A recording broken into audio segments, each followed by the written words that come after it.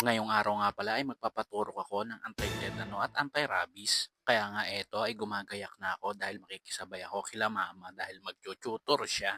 Nagpababa na nga lang ako dito sa kanto ng Plum Plaza dahil dito ako mag-aabang ng masasakyan. At sinuwerte pa nga dahil solo lang tayo sa sasakyan. At syempre, nandito na naman tayo sa Baliwag Traffic. Dito nga ako bumaba sa may simbahan, sa may bayan ng Baliwag.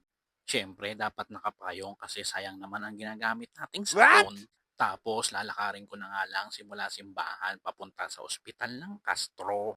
Kay Castro nga pala tayo magpapatusok dahil si Castro lang ang alam kong tumatanggap ng HMO.